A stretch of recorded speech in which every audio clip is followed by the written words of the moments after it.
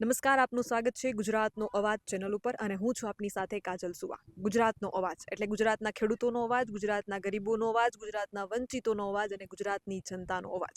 આપણું નવું સાહસ છે. ખાસ કરીને ગુજરાતની જનતા માટે અવાજ ઉઠાવવા માટે આ નવું ચેનલ લઈને આવ્યા છું. તો ખાસ તમામ દર્શક મિત્રોને વિનંતી કરું છું કે ચેનલને સબસ્ક્રાઈબ કરી અને વધુથી વધુ શેર કરજો. આજે જેલમાં 108 દિવસનો ખેડૂતો માટે જેમણે જેલવાસ ભોગવ્યો છે એવા પ્રવીણ રામ આપણી સાથે ઉપસ્થિત છે. આજે કેશોદ ખાતે એમનો એક કાર્યક્રમ હતો ખેડૂત સંવાદ કરીને, જ્યાં ગોપાલ ઇટાલિયા પણ ઉપસ્થિત હતા અને મોટી સંખ્યામાં ખેડૂતો અને અહીંના સ્થાનિક લોકો આ કાર્યક્રમમાં જોડાયા હતા. 108 દિવસ જેલવાસ ભોગવ્યો છે એ કોઈ નાની વાત નથી. બોટાદનો કડદાકાંડ, જેનાથી ગુજરાતના તમામ ખેડૂતો માહિતગાર છે અને જ્યાં જ્યાં ખેડૂતોનો પ્રશ્ન આવતો હોય તો ખૂબ ઓછા એવા ચહેરાઓ છે કે જે ખેડૂતો માટે અવાજ ઉઠાવે છે. પ્રવીણભાઈ ખેડૂતો માટે અવાજ ઉઠાવે છે. ઇકોઝોનનો મામલો હોય કે ઘેડનો મામલો હોય, પ્રવીણભાઈ હંમેશા સતત કાર્યરત રહ્યા છે અને બોટાદના કડદાકાંડમાં તેમનું સ્થાનિક નિવાસ એટલું દૂર છે અને ત્યાંથી બોટાદ સુધી એ ખેડૂતો માટે લડવા પહોંચ્યા હતા. સર્વપ્રથમ તો પ્રવીણભાઈને મારે એ પૂછવું છે કે 108 દિવસનો એ જેલવાસ, એ કપરા દિવસો તમારા માટે કેવા રહ્યા અને 108 દિવસમાં તમે શું કર્યું? ચોક્કસથી 108 દિવસનો જે જેલવાસ, ગુજરાતના ખેડૂતો માટેનો જેલવાસ જે છે એ જનરલી જોઈએ તો કોઈ પણ વ્યક્તિ, આ દેશની કે આ રાજ્યની કોઈ પણ વ્યક્તિને જેલ થાય તો એના માટે ખરાબ સમય જ હોય અને વિકટ સમયમાંથી એને પસાર થવાનો જ હોય.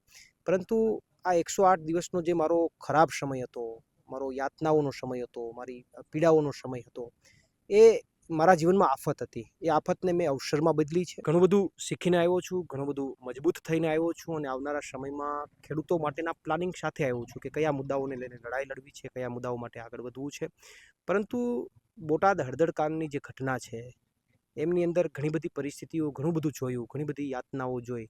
એમના માટે આવનારા દિવસોમાં અમે જવાબ પણ આપવાના છે અને સાથે સાથે હું આપને પણ અભિનંદન પાઠવું છું, કારણ કે આ લડાઈની અંદર, બોટાદ હળદળકાંડની લડાઈની અંદર આપે ગુજરાતના ખેડૂતો માટે એક મીડિયા કર્મી તરીકે પણ જે ફાઇટ આપી છે, એક જે લડાઈ જેમ અમે લડતા હતા એમ આપે પણ એક તમારા સ્ટેજ ઉપરથી જે ખેડૂતો માટે ફાઇટ આપી, એ બદલ તમને પણ અભિનંદન અને આવનારા દિવસોમાં તમે પણ તમારા પ્લેટફોર્મના માધ્યમથી ગુજરાતના ખેડૂતોનો અવાજ બનતા રહ્યો એવી શુભકામનાઓ. પ્રવીણભાઈ, ખાસ કરીને દરેક માણસનો પ્રાણ એનો પરિવાર હોય છે. ગુજરાતના આજે મોટા ભાગના બધા જ ખેડૂતોનો તમે તમારો પરિવાર બનાવી લીધો છે જેલવાસ ભોગવ્યા પછી, અને પહેલાંય તમે એમના માટે લડત આપી છે. તમે જેલમાં હતા ત્યારે તમારી માતાનો એક વિડીયો ખૂબ ચર્ચાનો વિષય બન્યો હતો કે મારો દીકરો જેલમાં છે અને મારા દીકરાનો જન્મદિવસ છે, દિવાળી જેવા તહેવાર ગયા છે, પરિવાર ક્યાંક તમને લઈને ખૂબ તમને યાદ કરતો હતો, ભાવુક પણ હતો. એને લઈને શું કહેશો? ચોક્કસથી એ દિવસોની અંદર મારા પરિવારે મને ખૂબ હૂંફ આપી, ખૂબ મને મજબૂતીથી લડાઈ લડવા માટેની હિંમત આપી. એ બદલ સૌપ્રથમ તો એમનો આભાર. પણ કહેવાય ને કે માં તો માં કહેવાય, એનું હૃદય ગમે એટલું કદાચ એ અંદરથી મજબૂત થાય પણ એને ક્યાંક ડર લાગે, ક્યાંક એને બીક લાગે. અને એમણે જે વિડીયો બનાવ્યો, પોતાની અંદરથી જેનો ભાવ હતો, એને ક્યાંક મારી યાદ આવતી હતી. એને એવું લાગતું હતું કે સારા પ્રસંગોની અંદર મારો દીકરો મારી સાથે નથી. મારા 1 વર્ષના દીકરાનો જન્મદિવસ હતો તો પરિવારે ઘણું બધું નક્કી કરી રાખ્યું હતું કે એમના પહેલા જન્મદિવસની અંદર કંઈક કરવું છે. પણ એ બધી પરિસ્થિતિઓથી જ્યારે દૂર હતો ત્યારે પરિવાર દુઃખી પણ હતો. પણ આવી પરિસ્થિતિમાં પણ, આવા દુઃખના સમયમાં પણ મારા પરિવારે એની હિંમત તૂટી નહીં, એને હિંમત ક્યાંય એને બ્રેક ન થવા દીધી અને એમણે પણ પોતે જેમ હું લડાઈ લડતો હતો એમ પોતે પણ ગુજરાતના ખેડૂતો માટે લડાઈ લડવા નીકળી ગયા હોય, મેં પોતે પણ માર્કેટની અંદર બહાર નીકળી ગયા હતા. એ બદલ મારા પરિવારનો આભાર. અને જે મારી માતાએ જે વિડીયો બનાવીને મૂક્યો, મારી માએ જે વિડીયો બનાવીને મૂક્યો, એ હકીકતમાં મેં બહાર આવીને જોયો, ખૂબ જ લોકોને સ્પર્શી જાય એવો હતો અને એમના અંદરના ભાવથી એમણે પોતાની વાત રજૂ કરી હતી. જી, એક સ્ત્રી છું એટલે સ્ત્રીના મનની વેદના હું સમજી શકું. જીવનસાથી એટલે કે તમારો દુઃખ સુખનો 50% પાર્ટનર. તમારા લગ્ન ક્યારે થયા અને લગ્ન અને તમારો 1 વર્ષનો દીકરો, જીવનસાથીનો ક્યાંક ને ક્યાંક ખૂબ મોટો સપોર્ટ અને સાથ સહકાર રહ્યો હશે. બાકી સર્વપ્રથમ તો માણસ હારી ઘરેથી જ જાય કે ઘરેથી છૂટ મળે તો તમે બહાર નીકળી શકો, એટલે ઘરનો સાથ સહકાર એટલો મહત્વનો છે. તમારા લગ્ન ક્યારે થયા છે અને પત્ની તમારી પાછળ આટલો મોટો ભોગ આપે છે, શું કહેશો એમને લઈને? ચોક્કસથી 108 દિવસનો જેલવાસની અંદર પરિવારના તમામ સભ્યોનો, મારા બ્રધર હોય, મારા મધર હોય, મારા ફાધર હોય, મારા ભાભી હોય, તમામનો ક્યાંક ને ક્યાંક મહત્તમ રોલ રહ્યો છે. મારો ભત્રીજો, સાથે સાથે મારા જીવનસાથી જે છે એમનો ખૂબ મહત્ત્વનો રોલ રહ્યો છે. કારણ કે મારા મેરેજ 4-5 વર્ષ પહેલાં થયા અને મારે અત્યારે 1 વર્ષનો દીકરો છે.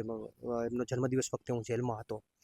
તો મને ખ્યાલ છે ત્યાં સુધી, જ્યારે મારા મેરેજ થયા એ સમયથી હજી સુધી આજે ટીલ 4-5 વર્ષ થયા, તો હું એમને કોઈ લાંબી કોઈ પ્રવાસ ઉપર, એમની પણ અપેક્ષા હોય, આશા હોય કે ક્યાંક બહાર જવું છે, ક્યાંક ફરવા જવું છે, ફેમિલી સાથે જવું છે, તો એટલો સમય હું સ્પેન્ડ કરી શક્યો નથી. અહીંયા પણ હોય તો પણ ઘરે ક્યારે પહોંચું એનું કાંઈ નક્કી ન હોય. 14 દિવસની પદયાત્રા હતી તો હું પદયાત્રામાં એક પણ દિવસ ઘરે ન પહોંચ્યો. તો એના માટે ખૂબ વિકટ સમય હોય. કારણ કે આ સમયની અંદર ક્યાંક એવા પ્રસંગો હોય કે જ્યાં એમને એવું લાગતું હોય કે મારી હાજરી અનિવાર્ય છે. છતાં પણ મારે જીવનસાથીએ કાયમી માટે મારી કરોડરજ્જુ બનીને કામ કર્યું છે. એમણે મને કાયમી માટે હિંમત આપી છે. ઇવન જ્યારે મારે વાત પણ થતી જેલ દરમિયાન, ત્યારે હું પણ અંદરથી ક્યાંય નબળી વાત મારી નહોતી. મારી મજબૂત જ વાત હતી કે અહીંયા કાંઈ વાંધો નથી. એમની પણ સામેથી એમનો પણ હોકારો એવો જ હતો, મજબૂત જ હતો કે કાંઈ ચિંતા કરતા નહીં, અહીંયા ઘરે પણ કાંઈ ચિંતા જેવું નથી. પછી ભલે એ સ્ત્રી હૃદય છે એટલે કદાચ મારો ફોન મુકાઈને એને રુદન આવી જાય એ વાત અલગ છે. પણ મારી સાથે જ્યારે વાત થતી હતી ત્યારે એમનો અવાજ બુલંદ હતો. એમને એક પણ વાર એવું મને ન લાગવા દીધું કે અમે ક્યાંક ડરી ગયા છે, તમે ક્યારે આવશો. એમની એક જ વાત હતી કે અહીંયા કોઈને કંઈ વાંધો નથી અને ખેડૂતો માટે આપ લડી રહ્યા છો એ સારી બાબત છે અને એ બાબતનો અમને ગર્વ છે. અને એમની જે આ વિચારસરણી છે અને એમને જે મને, એનું કારણ છે કે જો પરિવાર તૂટી જાય તો અમે ગમે એટલા મજબૂત હોઈએ, અમારે તૂટવું જ પડે. પણ મારો પરિવારને હું અભિનંદન પાઠવું છું કે ક્યાંય તૂટ્યા નહીં અને એમણે મને કાયમી માટે હિંમત આપી અને અત્યાર સુધી હિંમત આપી. કારણ કે કોઈ હું એવા પરિવારમાંથી નથી આવતો. હું એકદમ મધ્યમ અને ગરીબ પરિવારમાંથી આવું છું, બિલોંગ કરું છું. અને આ પરિવારે મને જે કંઈ શીખવું છે, મને જે કંઈ આપ્યું છે, એનો હું કાયમી જિંદગી માટે આભારી રહીશ. પ્રવીણભાઈ, તમે કીધું છે મધ્યમ પરિવારમાંથી આવું છું. કેટલી જમીન છે તમારે? કેટલા ભાઈઓ છો તમે? મધ્યમ, આમ તો મધ્યમ શબ્દ પણ મારાથી બોલાઈ ગયો. હું એટલા માટે એ શબ્દ ન કહેવાય કારણ કે હું જ્યારે 12 સાયન્સની અંદર સ્ટડી કરતો હતો એ સમયે મારા પરિવારની ટોટલી ઇન્કમ ₹1500 હતી. હું જ્યારે 11-12 સાયન્સ કરતો એ સમયે મારા પરિવારની ટોટલ ઇન્કમ ₹1500 હતી. અને એ સમયની અંદરથી મારા ફાધરે એવી પરિસ્થિતિમાં પૈસા થોડા ઘણા બચાવી અને અમને બંને ભાઈઓને સાયન્સ કરાવ્યું. એ સાયન્સ કરાવ્યા બાદ એ સ્ટ્રગલમાંથી પસાર થવું. એ સ્ટ્રગલમાં આ ટાઈપનો પરિવાર હોય તો બધાની અપેક્ષા હોય કે તમે નોકરીએ લાગો અને પરિવારનું ગુજરાન ચલાવો. મારો મોટા ભાઈ જે છે એમણે ધીમે ધીમે એમના નોકરીએ લાગ્યા અને એમને પરિવારનું ગુજરાન ચલાવવાનું ચાલુ કર્યું. એ પછી પણ પરિવારની ઈચ્છા તો એવી જ હોય કે હું પણ એ જ ફિલ્ડમાં આગળ ક્યાંક વધીને આગળ વધું. પણ જ્યારે હું આ ફિલ્ડમાં આગળ વધ્યો ત્યારે ક્યારેય મારા પરિવારે મને એમ કીધું નથી કે ભાઈ આપણે એ લેવલના માણસો નથી, આપણી પાસે એટલી કોઈ ઇન્કમ નથી, આપણે કોઈ બાપ દાદાની અહીંયા બધું વાવેલું નથી કે બાપ દાદાનું બધું અહીંયા પડ્યું નથી કે આપણે કદાચ ગમે એટલા દોડીએ તો બધું થઈ જાય. મારા પરિવારે કાયમી માટે મને સપોર્ટ આપ્યો અને ધીમે ધીમે અમે પરસેવાની કમાણીથી પહેલાંથી અમે આજે રોટલા ખાતા થયા છે. એક લેવલ સુધી પહોંચ્યા છે કે અમને ક્યાંય હાથ લાંબુ ન કરવો પડે એટલી કુદરતે અમને ક્યાંક તાકાત આપી છે. તો એ બદલ કુદરતનો પણ આભાર. પણ હું એવું માનું છું કે સોનાની થાળીમાંથી ઇતિહાસ નથી બનતો. ત્યાંથી ક્યારેય કોઈ ઇતિહાસનું સર્જન થાય એવું હોતું નથી. એ તો નીચલા ઝૂંપડામાંથી જેનો ઇતિહાસ બને છે અને એ પરિવારમાંથી હું એકદમ ગરીબ પરિવારમાંથી, મારું ભૂતકાળ તો ખૂબ એ ગરીબ પરિવારમાંથી સંઘર્ષ કરતા આજે મારા સંઘર્ષના 2012થી લઈ અને ટીલ ડેટ, એટલે કે સમજી લો કે 15-16 વર્ષનો સમયગાળો મારા સંઘર્ષનો. તો આ સંઘર્ષની અંદર હું પર્સનલી કોઈ ધંધાની અંદર ધ્યાન રાખીને કમાઈ નથી શક્યો. હું કાંઈ નથી ભેગું કરી શક્યો. હું એટલું જ ભેગું કરી શક્યો છે કે ગુજરાતની જનતાના એના દિલમાં ક્યાંક મારું નામ છે, એને ક્યાંક પ્રેમ છે અને લાગણી છે. એટલું જ મારી કમાણી છે, બાકી વિશેષ એનાથી કાંઈ કમાણી નથી. અને એ કમાણીમાં પરિવારે સૌથી મોટો ભોગ આપ્યો છે. છતાંય ખેડૂતો માટે લડો છો એટલે મનમાં એક સવાલ ઉદ્ભવે છે. ક્યારેક ખેડૂતને એમ ન પૂછવું જોઈએ કે તમારે કેટલી જમીન છે? કારણ કે મને એવું લાગે છે કે ખેડૂત એ અનાજ પોતા માટે નથી પકવતો. એ આ દુનિયા માટે પકવે છે. જગતનો તાત છે, અન્નદાતા છે. કેટલી જમીન છે ને કેટલા ભાઈ બહેનો છો? જમીન ટોટલ મારી પાસે ખેડવાની જમીન 4 વીઘા છે અને અમે 2 ભાઈઓ છે એટલે અમારા ભાગમાં 2 વીઘા આવે. એટલે આમ જોવા જઈએ તો જમીનની વાતમાં જઈએ તો ખાઈએ પીએ અને મોજ કરીએ એટલું જમીનમાં છે. પણ કુદરત આવનારા દિવસોમાં કંઈક તાકાત આપશે અને કુદરત સારે રસ્તે પરસેવાની કમાણીથી કંઈક કુદરત ઊભું કરશે એવો અમને વિશ્વાસ છે. જમીનની વાત કરી છે. પ્રવીણભાઈને રાજકારણમાં આવવાનો વિચાર ક્યારે આવ્યો અને શા માટે રાજકારણ પસંદ કર્યું? સાયન્સના વિદ્યાર્થી જો એટલે સાયન્સ તો પહેલાં તો 12મામાં સારા 10મામાં સારા એવા બોર્ડના રિઝલ્ટમાં માર્ક્સ હશે, સારા પર્સન્ટેજ હશે, પછી જ તમે સાયન્સ રાખ્યું હશે. તો પ્રવીણભાઈને રાજકારણ તરફ જવાનો વિચાર શા માટે આવ્યો? એવી કઈ ઘટના બની? કારણ કે રાજકારણમાં માણસ ત્યારે જ જાય કે કાંઈક એવું એના મનમાં બેસી ગયું હોય. આ જે પ્રશ્ન છે અને આ જે વાત છે એનો જવાબ અમુક લેવલે હું શોધી શક્યો છું અને અમુક લેવલે હજુ પણ હું એને શોધી નથી શક્યો. કારણ કે મારું ફેમિલી બેકગ્રાઉન્ડ અને મારી 7 પેઢી સુધી રાજકારણ સાથે કોઈ લેવા દેવા જ નથી. ને રાજકારણ તો છોડો, મારી 7 પેઢી સુધી પંચાયતમાં સરપંચને તો સાઈડમાં રાખીએ, સભ્ય પણ કોઈ નથી. કારણ કે રાત્રે કોઈને વિચાર પણ ના આવે રાજકારણનો, એવા પરિવારમાંથી હું છું. અને જ્યારે માની લો કે 10માની અંદર 80% આવવા, 11માં હું સ્કૂલ ફર્સ્ટ આવું સાયન્સમાં, એ પછીની આખી સ્થિતિ એટલે લોકોને પરિવારને પણ અપેક્ષા હોય કે હોશિયાર છે તો કંઈક સારી કક્ષાએ પહોંચશે. પણ કુદરત, હું એવું માનું છું કે તમારી તકદીર અને તમારી લકીર ક્યાંક લખાયેલી હોય ને કુદરત તમને ત્યાં ખેંચી જ જાય. મેં ફાર્મસીમાં મારો અભ્યાસ ચાલુ કર્યો ભાવનગરથી લઈને ગાંધીનગર, અમદાવાદ. મારા ફાર્મસીના અભ્યાસ દરમિયાન જે ફિલ્ડમાં હું હતો એ ફિલ્ડની અંદર ક્યાંક ખોટું થતું હતું. લાયસન્સો ભાડે આપીને મેડિકલો ચાલતા અને જે લોકો જે યુવાનો અભ્યાસ કરતા એને ન્યાય ન મળતો. તો આ વાત સતત મારા માઇન્ડમાં રટણ કર્યા કરતી. અને જેમ કોલેજ કાળમાં હોસ્ટેલે 5-25 મિત્રો બેસી એમ ટોળું વરીને બેસતા અને અમે ચર્ચાઓ કરતા. અચાનક મારા મનમાં એવો વિચાર આવ્યો, ખબર નહીં અંદરથી નેતૃત્વ હશે પણ એ નેતૃત્વની કળા ખીલતી નથી. કારણ કે મારો બાળપણનો સ્વભાવ શરમાળ હતો. હું કોઈ સાથે કોમ્યુનિકેટ ન કરી શકતો, કોઈ સાથે વાત ન કરી શકતો, નેચરલી ન કરી શકતો. કારણ કે મને કોઈ સાથે વાત કરવી તો મને શરમ, કારણ કે ગ્રામ્ય કલ્ચરમાંથી મારું જીવન ઊભું થયું તો મને શરમ લાગતી. અને આવી સ્ટેજ તો છોડો, 10 લોકોની સામે ઊભા કરો તો મારા પગ ધ્રુજતા. બોલવાની મારી કોઈ ક્ષમતા નહોતી, મારી એ કોઈ આવડત જ નહોતી. પરંતુ કુદરતે અંદર આપેલું હતું અને એને નીકળવાનું હતું. ત્યારે 15-20-25 લોકોની વચ્ચે, વિદ્યાર્થીઓને યુવાનો મિત્રોની વચ્ચે ચર્ચા થઈ કે ભાઈ આને આપણું ભવિષ્ય, આ યુવાનોનું, ગુજરાતના ફાર્મસીમાં ભણતા યુવાનોનું ભવિષ્ય અંધકારમય છે અને આના માટે આપણે કંઈક કરવું જોઈએ. અને એ સમયે મેં સામે ચાલીને લીડરશિપ લીધી કે ચાલો કરીએ, મીડિયાને બોલાવીએ અને લાઈવ આપણે મેડિકલ સ્ટોર પર જઈએ અને આખો પર્દાફાશ કરીએ. અને એ એવું કહી શકાય કે મેડિકલ માફિયાઓ સામે પડવાની જંગ હતી. શું થશે કાંઈ ખબર જ નથી, આગામી પરિણામોની કાંઈ ખબર નથી. પણ એક યુવાન હૃદયની અંદર કંઈક અંદરથી એવો ભાવ હતો કંઈક કરવું છે અને એના ભાવરૂપે અમે મીડિયાને આમંત્રિત કરી અને તમામ જગ્યાએ સ્ટિંગ ઓપરેશનો કર્યા, પર્દાફાશ કર્યા. અને ત્યાંથી મારી આખી યાત્રાની શરૂઆત થઈ ગઈ લડવા માટેની. ત્યાંથી મને લડવા માટેનો જોમ આપ્યો. એના પછીની મેં અનેક લડાઈઓ લડી, કર્મચારીઓ માટેની, ફિક્સ પગારના કર્મચારીઓની, આશા વર્કર બહેનોની, આંગણવાડી બહેનોની, તમામ ઘણી બધી ઇકોઝોનની. પણ એટલું એ વાતનો મને ગૌરવ છે કે મેં જેટલી પણ લડાઈઓ હાથમાં લીધી એ લડાઈઓ માત્ર લડાઈઓ બનીને નિમિત્ત નથી બની. જેટલી પણ લડાઈઓ મેં હાથમાં લીધી એ લડાઈઓની અંદર વધતા ઓછા પ્રમાણમાં પરિણામ લોકોને અપાયું છે, એ વાતનો મને ગૌરવ છે. અને આખી જિંદગીમાં કદાચ હું કંઈ ન કમાવું તો કાંઈ વાંધો નહીં, મેં ઘણું બધું કમાઈ લીધું છે.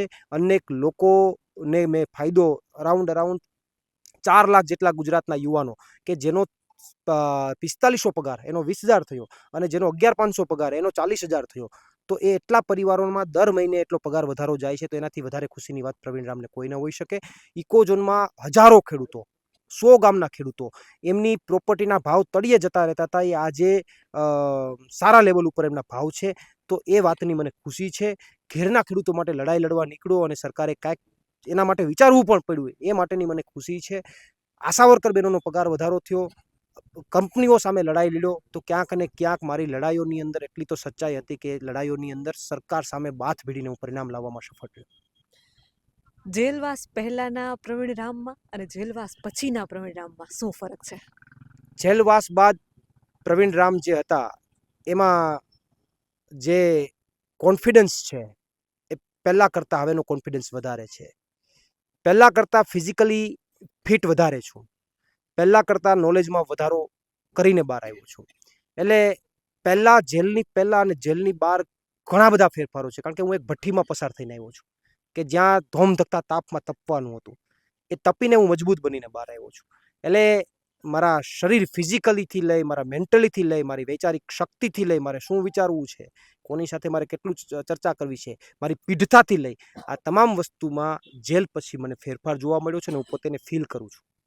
હું એને પોતે ફીલ કરી રહ્યો છું કે હું અત્યારે બહાર નીકળું છું તો એક ઉર્જા સાથે બહાર નીકળી રહ્યો છું. હું લોકો સાથે ચર્ચા કરું છું તો એક કોમ્યુનિકેશન, એક પાવરફુલ કોમ્યુનિકેશનથી ચર્ચા કરી રહ્યો છું. તો મારું એવું માનવું છે કે હું તો એવું માનું છું કે જેલ મારી જિંદગીનો યુટર્ન હશે. 2027માં અનેક લોકોને ટિકિટ જોઈએ છે, અનેક લોકોને રાજકારણમાં જવું છે, અનેક લોકો અનેક રીતે લડાઈઓ લડી રહ્યા છે, રાજકારણ ક્યાંક ને ક્યાંક ગરમાઈ રહ્યું છે. 2027માં પ્રવીણ રામને શું જોઈએ છે? 2027માં પ્રવીણ રામને 27 કે 26 કે 25 કે એવી કોઈ એટલે પેલી નથી, પણ પ્રવીણ રામને અત્યાર સુધી પ્રવીણ રામે જે લડાઈઓ લડી એ જ છે કે જ્યાં અન્યાય થયો ત્યાં લડાઈ લડવા માટેની કુદરતે મને હિંમત આપી. હું કાંઈ નથી, હું તો માત્ર નિમિત્ત માત્ર છું, પણ કુદરતે મને એ દિશામાં દિશા નિર્દેશ કર્યો અને હું લડાઈ લડવા નીકળી પડ્યો. તો 27માં વિધાનસભાની ચૂંટણીઓ આવે, ગુજરાતની જનતા આદેશ કરે, ગુજરાતના ખેડૂતો આદેશ કરે, પાર્ટી આદેશ કરે, તો વિધાનસભાની ચૂંટણીઓ લડીશું, એમાં કંઈ ખોટી વાત નથી. કારણ કે આ લોકોને હવે રસ્તા ઉપર ન જવાબ આપી શકીએ તો વિધાનસભામાં જઈને જવાબ આપીશું, પણ જવાબ તો આપીશું. એટલે એમાં કોઈ મોટી વાત નથી, લડીશું, એમાં તો કાંઈ ચોરી છુપીની વાત નથી. લોકોની વચ્ચે જઈને મત માગવા છે, કામ કર્યું છે તો લોકો મત આપશે, નહીં કામ કર્યું તો નહીં મત આપે, એ લોકોનો વિષય છે. પણ એ સમય આવશે ત્યારે ચોક્કસથી ઉતરીશું, કારણ કે ઘરે બેસી જવાવાળા લોકો અમે નથી. પણ લડાઈ વિધાનસભાની ચૂંટણી લડવી, ધારાસભ્ય બની જવું એ માત્ર ગોલ નથી. ગોલ અમારો એ છે કે ગુજરાતમાં સરકાર પણ બનાવવી અને સરકાર બનાવી અને આ ગુજરાતની જનતાને પ્રજાહિતના કાર્યોની અંદર જેટલું આપી શકાય એટલું આપવું. અને એના કરતાં વિશેષ કે ધારાસભ્ય જે છે એ હું એવું માનું છું કે નાની વાત છે.